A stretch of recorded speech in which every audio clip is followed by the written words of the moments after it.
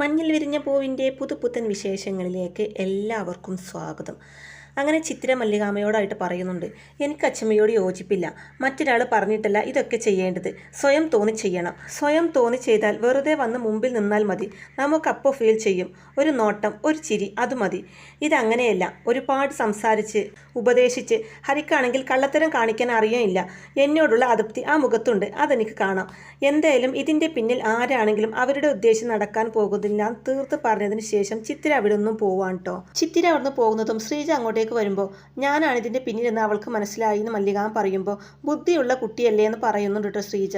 ഇനിയിപ്പോൾ എന്താ ചെയ്യാന്ന് മല്ലികാമ്മ ചോദിക്കുമ്പോൾ വീണ്ടും വീണ്ടും ശ്രമിക്കണം, കുട്ടി നമ്മുടേതായി പോയില്ലേ എന്ന് പറയുന്നുണ്ട് ശ്രീജ. അതിനുശേഷം കാണിക്കുന്നത് നിരഞ്ജന പഠിച്ചുകൊണ്ടിരിക്കുകയാണ് കേട്ടോ. അപ്പോൾ അതേസമയം ചിത്തിര ബെഡിൽ ഇങ്ങനെ ഇരിക്കുമ്പോൾ എടീനീ കിടക്കാൻ പോവാണോ? അപ്പോൾ അല്ലാന്ന് ചിത്തിര പറയുമ്പോൾ എങ്കിൽ ഈ ഫിസിക്സ് ഒന്നും എനിക്ക് പറഞ്ഞതാടി, പഠിച്ചിട്ട് ഒന്നും തലയിൽ കയറുന്നില്ല നിരഞ്ജന പറയുന്നതും. ക്ലാസ് എടുത്തുകൊണ്ടിരുന്നപ്പോൾ നീ എന്ത് ശ്രദ്ധിച്ചിരിക്കായിരുന്നു ചിത്ര ചോദിക്കുമ്പോൾ എടി തലയിൽ കയറണ്ടേ, എനിക്ക് നിന്റെ അത്രയൊന്നും ബുദ്ധി ഇല്ലല്ലോ നിരഞ്ജന പറയുന്നതും. അതാ നല്ലത്, ബുദ്ധി ഇല്ലാത്തത്. അപ്പോൾ മറ്റുള്ളവരുടെ അമിത പ്രതീക്ഷയും ഉണ്ടാവില്ല, ആ ഭാരവും താങ്ങേണ്ടി വരില്ല എന്നൊക്കെ ചിത്തിര പറയുമ്പോൾ നീ എന്താ ഇപ്പോൾ ഇങ്ങനെയൊക്കെ പറയുന്നത്? പഠിപ്പൊരു ഭാരമായിട്ട് മുമ്പ് ഒന്നും നിനക്ക് തോന്നിയിട്ടില്ലല്ലോ എന്നൊക്കെ നിരഞ്ജന തിരിച്ചു ചോദിക്കുമ്പോൾ മുമ്പ് തോന്നിയിട്ടില്ല, ഇപ്പോൾ തോന്നുന്നു. എന്താ അങ്ങനെ തോന്നാൻ പാടില്ലേ എന്ന് ചിത്തിര ചോദിക്കുമ്പോൾ എൻ്റെ പൊന്നു മോളെ ചതിച്ചേക്കല്ലേ, +2 നീ ഫസ്റ്റ് റാങ്ക് വാങ്ങുമെന്ന് പറഞ്ഞിരിക്കുക സ്കൂളുകാരും അച്ഛമ്മയും. കിട്ടിയില്ലെങ്കിൽ ഉണ്ടല്ലോ നിരഞ്ജന പറയുന്നതും കിട്ടിയില്ലെങ്കിൽ എന്ത് ചെയ്യും, എന്നെ കൊല്ലോന്ന് തിരിച്ചു ചോദിക്കുന്നുണ്ട് ചിത്തിര. തുടർന്ന് പറയുന്നുണ്ട് എല്ലാവർക്കും അവരവരുടെ കാര്യങ്ങളാ വലുത്, മറ്റുള്ളവരെ കുറിച്ച് ആരും ചിന്തിക്കുന്ന പോലും ഇല്ല എന്ന് പറയുന്നുണ്ട് ചിത്തിര. ഇങ്ങനെയൊക്കെ പറയാൻ മാത്രം ഇപ്പം എന്താ ഉണ്ടായത് എന്ന് നിരഞ്ജന ചോദിക്കുമ്പോൾ ഒന്നും ഉണ്ടായില്ലേ, ഉണ്ടായതൊക്കെ പോരെന്ന് ചിത്തിര ചോദിക്കുമ്പോൾ അപ്പോൾ നിരഞ്ജന നിന്നെ ഹരി വിട്ടു പോകുന്നില്ലല്ലേ എന്ന് ചോദിക്കുമ്പോൾ എന്തിനാ വിട്ടുപോകുന്നത്, അതിന് അവൻ എൻ്റെ ആരാ, ഭർത്താവാണോ, കാമുകനാണോ? ഒന്നുമല്ല, is my friend, only friend എന്ന് പറയുന്നുണ്ട് ചിത്തിര.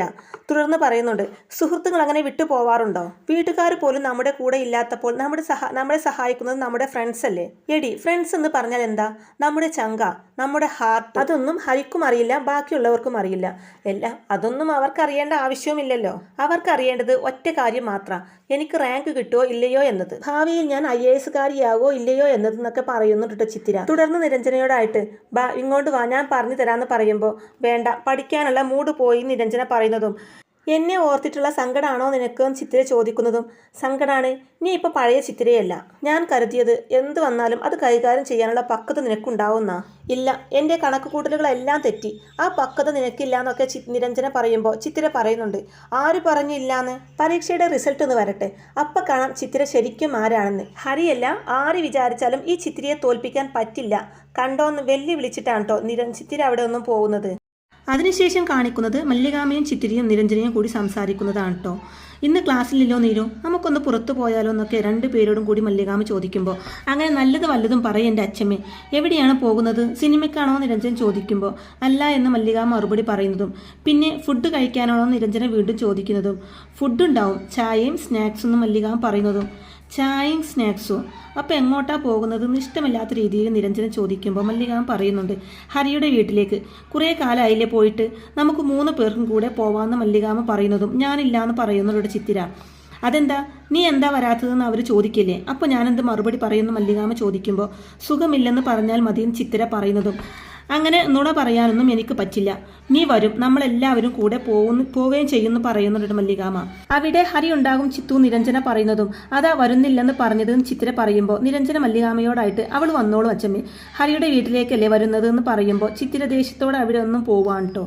ശേഷം മല്ലികാമ്മ പറയുന്നുണ്ട് എങ്ങനെയെങ്കിലും അവളെ കൊണ്ട് സമ്മതിപ്പിക്കണമെന്ന് പറയുമ്പോൾ സമ്മതിപ്പിക്കാം, പെൻഡുലം പോലെ ആടിക്കൊണ്ടിരിക്കുക അവളുടെ മനസ്സ്, അങ്ങോട്ടും പോകും ഇങ്ങോട്ടും വരുമെന്ന് പറയുന്നുണ്ട് കേട്ടോ. തുടർന്ന് മല്ലികാമ്മ ഹരിയോട് അവൾക്ക് ദേഷ്യമുണ്ടോ എന്ന് ചോദിക്കുമ്പോൾ എവിടെ, ഹരിയോട് ഇഷ്ടം മാത്രമേ ഉള്ളൂ നിരഞ്ജന പറയുന്നതും പിന്നെ എന്തുവാ ഇവൾ ഇങ്ങനെയെന്ന് ചോദിക്കുമ്പോൾ അതാ പറഞ്ഞത് ആടുന്ന മനസ്സാണ്, ഒരു ഭാഗത്ത് ഹരിയോടുള്ള സ്നേഹം, വേറൊരു ഭാഗത്ത് ഹരി അവഗണിക്കുന്നതിൻ്റെ ദേഷ്യം.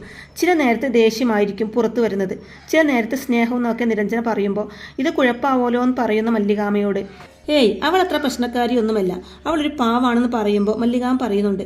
അതാ എൻ്റെ പേടി, പാവങ്ങളാ ഓരോ കുഴിയിൽ ചെന്ന് ചാടുന്നതെന്ന് മല്ലികാമ തിരിച്ചു പറയുമ്പോൾ നമുക്കെന്ത് ചെയ്യാൻ പറ്റും, പറഞ്ഞു കൊടുക്കാനല്ലേ പറ്റൂന്ന് പറയുന്നുണ്ട് നിരഞ്ജന. അപ്പോൾ മല്ലികാമ പറയുന്നുണ്ട്, എന്തായാലും ഹരിക്കും ചിത്തുവിനും ഇടയിലുള്ള പരിഭവങ്ങൾ പറഞ്ഞ് അവസാനിപ്പിക്കാനുള്ള സാഹചര്യങ്ങൾ ഉണ്ടാക്കി കൊടുക്കണം, അല്ലെങ്കിൽ ഇത് ഭാവിയിൽ തലവേദനയാകുമെന്ന് പറയുന്നുണ്ട് മല്ലികാമ. അതിനുശേഷം മല്ലികാമയും ചിത്തിരിയും നിരഞ്ജനയും കൂടി ഹരിയുടെ വീട്ടിലെത്തുകയാണ് കേട്ടോ. അപ്പോൾ അവരെ കാണുന്നത് മഹേഷ്. ആരാ ഇത്, അതും ഒരു മുന്നറിയിപ്പില്ലാതെയെന്ന് മഹേഷ് പറയുന്നതും. പിന്നെ എനിക്ക് ഈ വീട്ടിലോട്ട് വരാൻ മുൻകൂട്ടി പറയേണ്ടതുണ്ടോ, നിന്റെ വീടെന്ന് പറയുന്നത് അത് എൻ്റെയും കൂടെ വീടെന്നല്ലേ അർത്ഥം എന്ന് പറയുന്നുണ്ട് കേട്ടോ. എന്തായാലും ഇന്നിവർക്ക് അവധിയാ, കുറേ ദിവസമായി ഇങ്ങോട്ടൊക്കെ ഇറങ്ങണമെന്ന് വിചാരിക്കുന്നു, എന്നാൽ പിന്നെ ഇന്ന് ആയിക്കോട്ടെ എന്ന് കരുതിയെന്ന് പറയുന്നുണ്ട് കേട്ടോ മല്ലികാമ. തുടർന്ന് ഹരി ഇല്ലടാന്ന് മല്ലികാമ മഹേഷിനോടായിട്ട് ചോദിക്കുമ്പോൾ അവനകത്തുണ്ട്, ഞാൻ വിളിക്കാമെന്ന് പറഞ്ഞ് ഹരിയെ വിളിക്കാണ്ട് മഹേഷ്. അപ്പോൾ ഹരി അവരുടെ അടുത്തേക്ക് വരുന്നതും, നീ ഇന്ന് വണ്ടി ഓടിക്കാൻ പോയില്ലേ എന്ന് മല്ലികാമ ചോദിക്കുമ്പോൾ പോകണമെന്ന് പറയുന്നുണ്ട് ഹരി. ഞങ്ങൾ വന്നത് ഹരിക്ക് ബുദ്ധിമുട്ടായോ എന്ന് ചോദിക്കുമ്പോൾ എന്ത് ബുദ്ധിമുട്ട്, ഹരിക്ക് സന്തോഷമല്ലേ എന്ന് പറയുന്നുണ്ട് കേട്ടോ നിരഞ്ജന. എന്നാൽ പിന്നെ പിള്ളേർ മാറി നിന്ന് സംസാരിക്ക്, ഞങ്ങൾ ചില കാര്യങ്ങളൊക്കെ പറയട്ടെ എന്ന് പറഞ്ഞ് മല്ലികാമയും മഹേഷും രാഗിണിയും കൂടെ അകത്തേക്ക് കയറി പോവാണ് കേട്ടോ. അപ്പോൾ നിരഞ്ജന വിളിച്ച് പറയുന്നുണ്ടേ, അതെ അല്ലെങ്കിൽ നിങ്ങളുടെ ഓൾഡ് വൈബ് സ്റ്റോറി കേട്ടാൽ ഞങ്ങൾക്ക് മടുക്കുമെന്ന് വിളിച്ച് പറയുന്നുണ്ട് കേട്ടോ നിരഞ്ജന. അതിനുശേഷം നിരഞ്ജന ചിത്തിരിയോടും ഹരിയോടുമായിട്ട് പറയുന്നുണ്ട്, അച്ചമ്മ എന്തിനാ ഇങ്ങനെ പറഞ്ഞതെന്നറിയോ, നിങ്ങൾ രണ്ടുപേരും സംസാരിക്കുന്നുണ്ടെങ്കിൽ സംസാരിച്ചോട്ടെ എന്ന് കരുതിയ, ഇത്രയും സ്നേഹമുള്ള ഒരച്ചമ്മയെ ഞാൻ എൻ്റെ ജീവിതത്തിൽ കണ്ടിട്ടേ ഇല്ല എന്നൊക്കെ നിരഞ്ജന ഇങ്ങനെ പറയുമ്പോൾ, നിനക്ക് വേറെ ഒന്നും പറയാനില്ലേ എന്ന് ചിത്തിര തിരിച്ച് ചോദിക്കുമ്പോൾ, ഉണ്ടല്ലോ, നമുക്ക് ആഗോളതാപനത്തെ പറ്റി സംസാരിക്കാം, അല്ലെങ്കിൽ വിലക്കയറ്റത്തെക്കുറിച്ച് സംസാരിക്കാം, എന്താ പോരെയെന്ന് ആക്കിയ രീതിയിൽ ചോദിക്കുന്നുണ്ട് കേട്ടോ നിരഞ്ജന. നിങ്ങൾ മാറി നിന്ന് സംസാരിക്കുക, നിങ്ങളുടെ സ്വർഗത്തിലെ കട്ടുറുമ്പാവാൻ എന്തായാലും ഞാനില്ല എന്ന് പറയുന്നുണ്ട് കേട്ടോ.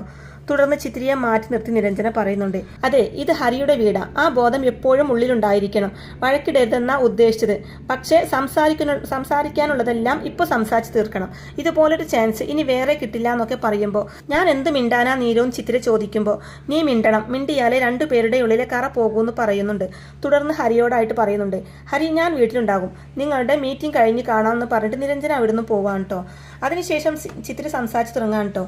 എനിക്ക് പഠിത്തത്തിൽ ശ്രദ്ധിക്കാൻ പറ്റുന്നില്ല ഹരി, അത് അച്ചമ്മ എന്നെ ഇവിടെ കൊണ്ടുവന്നതെന്ന് പറയുമ്പോൾ, എൻ്റെ അടുത്ത് വന്നാൽ അത് ഗുണമല്ലല്ലോ ദോഷമല്ലേ ഉണ്ടാവുള്ളൂ എന്ന് ഹരി തിരിച്ച് പറയുമ്പോൾ, ഹരി എന്നെ അവഗണിക്കുന്നു, അതാ എൻ്റെ പ്രശ്നം എന്ന് ചിത്തിര പറയുന്നതും, ഞാനല്ലേ അവഗണിക്കപ്പെട്ടത്, ചിത്തു എന്നെ അല്ലേ അവഗണിച്ചത് തിരിച്ച് പറയുന്നുണ്ട് ഹരി. അപ്പോൾ ചിത്തിര പറയുന്നുണ്ട്, എന്നെ ഹരിക്ക് മനസ്സിലാവില്ല എന്ന് പറയുമ്പോൾ, എന്നെ ചിത്തിരക്കും എന്ന് പറയുന്നുണ്ട് ഹരിയും. ഹരി ആഗ്രഹിക്കുന്ന ഒരാളാവാൻ എനിക്ക് പറ്റില്ല ചിത്തിര പറയുന്നതും, ചിത്തിരക്കത് പറ്റില്ല, പക്ഷേ ഞാൻ ചിത്തിര ആഗ്രഹിക്കുന്ന ഒരാളാവണം, സ്വയം പറ്റാത്തത് മറ്റുള്ളവർ ചെയ്യണമെന്ന് ഹരി പറയുമ്പോൾ, രണ്ടിനും വ്യത്യാസമുണ്ട് ഹരിയുടെ ആവശ്യം എന്താ, ഹരിക്ക് ഞാൻ കാമുകിയാവണം, എനിക്ക് ഹരി സുഹൃത്തായാൽ മതി, രണ്ടും രണ്ടാ, ബുദ്ധി ഉണ്ടെങ്കിൽ അത് മനസ്സിലാവുമെന്ന് പറയുന്നുണ്ട് ചിത്തിര. അപ്പോൾ അത് കേൾക്കുന്ന ഹരി പറയുന്നുണ്ട്, എനിക്ക് ബുദ്ധി കുറവാന്ന് പറയുമ്പോൾ, ഹരിക്ക് തോന്നുന്നുണ്ടോ എന്നെങ്കിലും ഒരിക്കൽ ഞാൻ ഹരി ആഗ്രഹിക്കുന്ന പോലെ ഒരാളായി തീരുമെന്ന് എന്ന് ചോദിക്കുമ്പോൾ, ഞാനത് ആഗ്രഹിക്കുന്നുമുണ്ട്, എൻ്റെ ഉള്ളിലെ സ്നേഹം സത്യമാണെങ്കിൽ അത് കണ്ടില്ലെന്ന് നടിക്കാൻ ചിത്തിരക്കാകില്ല, ഇന്നല്ലെങ്കിൽ നാളെ ചിത്തിര അത് തിരിച്ചറിയും, അതാണ് എൻ്റെ പ്രതീക്ഷ എന്നൊക്കെ പറയുന്നുണ്ട് ഹരി. അപ്പോൾ ചിത്തിര പറയുന്നുണ്ട്, നമ്മൾ എവിടെ നിന്നാണോ തുടങ്ങിയത് അവിടെ തന്നെയാ ഇപ്പോഴും നിൽക്കുന്നത്, കാരണം ഹരിയ, എന്തുകൊണ്ട് ഹരിയെ സ്വയം തിരുത്തുന്നില്ല, നമ്മൾ പണ്ട് എങ്ങനെയായിരുന്നു അതുപോലെ എന്തുകൊണ്ട് ഹരി എന്നോട് പെരുമാറുന്നില്ല എന്നൊക്കെ ചിത്തിര ചോദിക്കുമ്പോൾ, എനിക്ക് സൗകര്യമില്ല അങ്ങനെ പെരുമാറാൻ, ഞാൻ എന്നെ വഞ്ചിക്കണമല്ലേ, എന്നിട്ടൊരു മണ്ടനെ പോലെ സുഹൃത്തായിട്ട് നിന്റെ മുമ്പിൽ അഭിനയിക്കണം, എന്നെ അതിന് കിട്ടില്ല, എനിക്ക് ഹരിയാവാനേ പറ്റൂ, ഞാൻ ആഗ്രഹിക്കുന്ന ഹരി, നീ ആഗ്രഹിക്കുന്ന ഹരിയാവാൻ വേറെ ആളെ നോക്കണം എന്നൊക്കെ ചിത്തിരയുടെ മുഖത്ത് നോക്കി പറയുന്നുണ്ട് ഹരി. അപ്പോൾ ഹരി ഇനി ഒരിക്കലും എന്നോട് മിണ്ടില്ലേന്ന് ചോദിക്കുമ്പോൾ, മിണ്ടില്ല എന്ന് തന്നെ പറയുന്നുണ്ട് കേട്ടോ. എന്നെ വേണ്ടാത്തവരോട് ഞാൻ എന്തിനാ മിണ്ടുന്നത്, ഹരി ദരിദ്രനാ, പഠിപ്പില്ലാത്തവനാ, പക്ഷെ അന്തസ്സുണ്ട്, അഭിമാനമുണ്ട്, അത് വിറ്റൊന്നും എനിക്ക് ജീവിക്കാൻ പറ്റില്ല എന്ന് ഹരി തീർത്തു പറയുമ്പോൾ, ഞാൻ എന്നാണോ ഹരിക്കും ചിത്തിര ചോദിക്കുമ്പോൾ, ഞാൻ നിന്നോട് ഒരു തെറ്റും ചെയ്തിട്ടില്ല, അതുകൊണ്ട് കുറ്റബോധത്തിൻ്റെ ആവശ്യവും എനിക്കില്ല, കൂടുതലൊന്നും സംസാരിക്കാനില്ലെങ്കിൽ നമുക്ക് തിരിച്ചു പോവാം, ഇനി ഇവിടെ നിന്നാൽ വഴക്കുണ്ടാകുമെന്ന് പറഞ്ഞിട്ട് ഹരി അവിടുന്ന് പോവാണ് കേട്ടോ. ഇവിടെ മല്ലികാമയും മഹേഷും രാഗിണിയും കൂടി സംസാരിക്കുകയാണ് കേട്ടോ. മല്ലികാമ പറയുന്നുണ്ട്, ഒന്നോർത്താൽ ഇപ്പോൾ സമാധാനമുണ്ട്, ഇതിൻ്റെ ഇടയിൽ കൂടെ എസ്റ്റേറ്റും കൂടെ നോക്കേണ്ടി വന്നിരുന്നെങ്കിൽ എന്ത് ചെയ്യുമായിരുന്നു ഞാൻ എന്ന് പറയുന്നുണ്ട് കേട്ടോ മല്ലികാമ. ഇവരിങ്ങനെ സംസാരിച്ചിരിക്കുമ്പോഴാണ് കേട്ടോ ഹരിയും ചിത്തിരിയും കൂടെ അങ്ങോട്ടേക്ക് കയറി വരുന്നത്. ഇത്ര പെട്ടെന്ന് കഴിഞ്ഞോ സംസാരം നിരഞ്ജന ചോദിക്കുന്നതും, സംസാരിക്കാനൊന്നും ഉണ്ടായിരുന്നില്ല, ഹരിക്കും പറയാനില്ല, എനിക്കും പറയാനില്ല, ഇനി അഥവാ ഉണ്ടെങ്കിൽ തന്നെ അതൊക്കെ പലതവണ പല രീതിയിൽ ആവർത്തിച്ച കാര്യങ്ങളാണ്, അതുകൊണ്ട് പെട്ടെന്ന് ഇങ്ങ് പോന്നു എന്ന് പറയുന്നുണ്ട് ചിത്തിര. മല്ലികാമ പറയുന്നുണ്ട്, അതൊക്കെ പോട്ടെ, നിങ്ങൾക്കിടയിലെ മഞ്ഞുരുകിയോ എന്ന് ചോദിക്കുമ്പോൾ അവരുടെ മൗനം കണ്ട് മല്ലികാമ തന്നെ പറയുന്നുണ്ട്, അപ്പോൾ എല്ലാം പഴയതുപോലെ തന്നെ, ശരി, ഞങ്ങൾ കുറച്ചും കൂടെ കാക്കാം. ഇപ്പോൾ ഈ അവസ്ഥ മാറാതെ പറ്റില്ലല്ലോ എന്ന് മഹേഷിനോടായിട്ട് പറയുമ്പോൾ അതേ ചേച്ചി എന്ന് പറയുന്നുണ്ട് കേട്ടോ മഹേഷ്. തുടർന്ന് പറയുന്നുണ്ട്, ഇവനെ പ്രതി ചിത്തിരക്ക് പഠിക്കാൻ പറ്റാത്തത് ശരിയാണെന്ന് എനിക്ക് തോന്നുന്നില്ല. ഇവന് എന്ത് ചെയ്താലും ചിത്തിരക്ക് എന്താണെന്ന് മഹേഷ് ചിത്തിരയോടായിട്ട് ചോദിക്കുമ്പോൾ അങ്ങനെ ചോദിക്കേ, എൻ്റെ പൊന്നു മോളെ, ജീവിതം ഒന്നേ ഉള്ളൂ, അത് തോറ്റതാണെന്ന് രാഗിണി പറയുമ്പോൾ ഞാൻ അങ്ങനെ തോൽക്കൊന്നുമില്ല, പരീക്ഷയിൽ മാത്രമല്ല ജീവിതത്തിലും തോൽക്കില്ല എന്ന് പറയുന്നുണ്ട് ചിത്തിര. അപ്പോൾ അത് കേൾക്കുന്ന മഹേഷ് പറയുന്നുണ്ട്, ഈ വാശിയാണ് വേണ്ടത്. ഇപ്പോൾ കുറ്റം പറയുന്നവരെ കൊണ്ട് നാളെ മോൾ കയ്യടി വാങ്ങിപ്പിക്കണം എന്നൊക്കെ മഹേഷ് പറയുന്നുണ്ട് കേട്ടോ. അപ്പോൾ ചിത്ര പറയുന്നുണ്ട്, ഓട്ടോ മാമ, നിങ്ങൾ ഈ പറയുന്നതെല്ലാം എനിക്കറിയാവുന്ന കാര്യങ്ങൾ തന്നെയാണ്. എൻ്റെ പ്രശ്നം എന്താണെന്ന് എനിക്ക് മനസ്സിലാവാത്തതല്ല പ്രശ്നം. അത് പരിഹരിക്കാൻ എനിക്ക് പറ്റാത്തത് കൊണ്ടാ. സാരമില്ല, എന്തിനും ഒരവസാനം ഉണ്ടായല്ലേ പറ്റൂ. അതിനിയും ഉണ്ടാകും. പക്ഷേ അത് എന്ന് എങ്ങനെ അത് ചോദിച്ചാൽ എനിക്കറിയില്ല. ഉണ്ടാകും എന്നേ എനിക്ക് പറയാൻ പറ്റൂ എന്ന് പറയുന്നുണ്ട് ചിത്തിര വിഷമത്തോടെ. അതിനുശേഷം കാണിക്കുന്നത് മല്ലികാമ സൈമണിനെ കാത്തു നിൽക്കുകയാണ് കേട്ടോ. മല്ലികാമയെ കാണുന്നതും തല്ലാനാണോ കൊല്ലാനാണോ എന്നൊക്കെ സൈമൺ ഞാൻ ചോദിക്കുമ്പോൾ തല്ലാനും കൊല്ലാനും ഒന്നുമല്ല, എനിക്ക് നിന്റെ ഒരു സഹായം വേണമെന്ന് മല്ലികാമ പറയുന്നതും പറഞ്ഞോ ഇടി കൊള്ളാൻ ഇനിയും ഞാൻ തയ്യാറാ. മല്ലികാമ പറയുന്നുണ്ട്, നീ ആരുടെയും ഇടിയൊന്നും വാങ്ങിക്കേണ്ട, ചിത്തുവിന് വേണ്ടിയാണെന്ന് പറയുമ്പോൾ ഏറ്റെന്നെ എന്താ വേണ്ടതെന്ന് സൈമൺ ചോദിക്കുമ്പോൾ അതെ, ആദ്യത്തെ പ്രശ്നം നിനക്കറിയാലോ, ഹരി അവളെ കയറി അങ്ങ് പ്രേമിച്ചു. അത് അവൾക്ക് ഇഷ്ടമായില്ല, അവൾ ഹരിയെ ഒഴിവാക്കി. അപ്പോൾ ഹരി എന്ത് ചെയ്തു എന്ന് മല്ലികാമ ചോദിക്കുമ്പോൾ ഹരി അവളെ ഒഴിവാക്കി, അവോയ്ഡ് ചെയ്തു, അവഗണിച്ചു എന്നൊക്കെ സൈമൺ പറയുന്നതും അത് തന്നെയാണ്. അതോടുകൂടി ചിത്തു ഡൗൺ ആയി, അവൾക്ക് പഠിക്കാൻ പറ്റാതായി. അപ്പോൾ ഹരിയെ കണ്ട് എല്ലാം അവസാനിപ്പിക്കണമെന്ന് ഞാൻ തന്നെ ആവശ്യപ്പെട്ടു. അപ്പോഴാണ് അടുത്ത പ്രശ്നം പൊങ്ങി വരുന്നത്. ഹരി കൃത്രിമമായി പെരുമാറുന്നു എന്നതായിരുന്നു ചിത്തുവിൻ്റെ പ്രശ്നം എന്നൊക്കെ മല്ലികാമ അങ്ങനെ പറയുമ്പോൾ അത് സത്യമാണല്ലോ, ഹരി ആർട്ടിഫിഷ്യൽ ആയിട്ടാണല്ലോ പെരുമാറുന്നതെന്ന് പറയുന്നുണ്ട് സൈമൺ. അപ്പോൾ മല്ലികാമ പറയുന്നുണ്ട്, അവിടെയാണ് നിന്റെ പ്രസക്തി. ഹരി ആർട്ടിഫിഷ്യൽ ആയിട്ട് പെരുമാറാതിരിക്കണമെങ്കിൽ നീ പെരുമാറണം, നീ ഹരിയെ പ്രലോഭിപ്പിക്കണം എന്തെങ്കിലുമൊക്കെ പറഞ്ഞ്, അതോടുകൂടി അവൻ ആക്റ്റീവ് ആവും. അവൻ്റെ ആർട്ടിഫിഷ്യാലിറ്റി അപ്പോൾ അങ്ങ് പോകും. അന്നേരം ചിത്തുവിന് അവനോടുള്ള ദേഷ്യവും മാറും, മനസ്സിലെ ബ്ലോക്കും മാറും, എല്ലാം ശരിയാവും എന്ന് പറയുന്നുണ്ട് മല്ലികാമ. അപ്പോൾ സൈമൺ ഇങ്ങനെ ആലോചിച്ച് നിൽക്കുന്നത് കാണുമ്പോൾ നീ എന്തുവാണ് ആലോചിക്കുന്നതെന്ന് ചോദിക്കുമ്പോൾ വേറൊന്നുമല്ല, എപ്പോഴൊക്കെ ഞാൻ നിങ്ങളുടെ പ്രശ്നത്തിൽ ഏർപ്പെട്ടിട്ടുണ്ടോ അപ്പോഴൊക്കെ എൻ്റെ തടി കേടാവാറാ പതിവ്. ഇത്തവണയും അത് ആവർത്തിക്കുമെന്ന് സൈമൺ ചോദിക്കുമ്പോൾ നോ ഒരിക്കലുമില്ല, നിന്നെ ഞാൻ രക്ഷിക്കുന്നു മല്ലികാമ പറയുമ്പോൾ ഇടി കഴിഞ്ഞിട്ട് രക്ഷിച്ചിട്ട് എന്താ കാര്യം സൈമൺ തിരിച്ചു പറയുമ്പോൾ പോടാ, അതിനു മുമ്പേ ഞാൻ നിന്നെ രക്ഷിക്കുന്നു പറയുന്നുണ്ട് കേട്ടോ. എടാ, ഞാൻ പറഞ്ഞത് നിനക്ക് മനസ്സിലായോ എന്ന് ചോദിക്കുമ്പോൾ അതൊക്കെ മനസ്സിലായി, എന്തെങ്കിലും ഒക്കെ പറഞ്ഞ് ഹരിയെ പ്രലോഭിപ്പിക്കണം, അവന് സ്നേഹത്തോടെ ചിത്തിരിയോട് ഇടപെടാൻ പറ്റണം, അതല്ലേ ഉദ്ദേശിക്കുന്നത്. അതിന് ചെയ്യേണ്ടത് എന്താണെന്ന് എനിക്കറിയാമെന്ന് പറയുന്നുണ്ട് സൈമൺ. അതിനുശേഷം സൈമൺ ഹരിയുടെ അടുത്തെത്തുകയാണ് കേട്ടോ. താൻ ഇവിടെ വന്നിരിക്കുകയാണോ എന്ന് സൈമൺ ചോദിക്കുമ്പോൾ എന്താ ഇഷ്ടപ്പെട്ടില്ലേ എന്ന് ചോദിക്കുമ്പോൾ ഞാനൊരു വിവരം അറിയാൻ വേണ്ടി വന്നതാ, താനും ചിത്രിയും തമ്മിൽ ഒന്നുമില്ലെന്ന് ഞാൻ അറിഞ്ഞു, അത് സത്യമാണോ? അല്ല, അങ്ങനെയാണെങ്കിൽ പിന്നെ അവളെ എനിക്ക് നോക്കാലോ എന്ന് വിചാരിച്ചു. അല്ലെങ്കിൽ നിങ്ങൾ തമ്മിൽ ഒരു ചേർച്ചയുമില്ല, ഓട്ടോക്കാരനും IAS-കാരിയും തമ്മിൽ. അല്ല, നമ്മൾ എത്രയൊക്കെ ഇല്ലെന്ന് പറഞ്ഞാലും മാറാതെ കിടക്കുന്ന ചിലതൊക്കെ ഉണ്ടല്ലോ. നന്നായതേ ഉള്ളൂ അവളെ നിനക്ക് കിട്ടാഞ്ഞത്, അവൾ എൻ്റെ പെണ്ണാ. ചിത്തിര സൈമൺ നല്ല പേരാ അല്ലേ എന്നൊക്കെ ചോദിക്കുമ്പോൾ ഹരി ചിരിക്കുകയാണ് കേട്ടോ. അപ്പോൾ എന്താ ചിരിക്കുന്നത് എന്ന് സൈമൺ ചോദിക്കുമ്പോൾ ഹരി പറയുന്നുണ്ട്, നിന്നെ ആരാ ഇങ്ങോട്ട് പറഞ്ഞു വിട്ടത്? അതാരാണെങ്കിലും അവരോട് ചെന്ന് പറഞ്ഞേക്ക്, നീ വന്ന് പലതും പറഞ്ഞെങ്കിലും എൻ്റെ മനസ്സിളകില്ലാന്ന്. ചിത്തിരയോട് ഞാൻ സംസാരിക്കില്ല എന്ന് തീരുമാനിച്ചിട്ടുണ്ടെങ്കിൽ അത് തീരുമാനിച്ച് തന്നെയാണ്.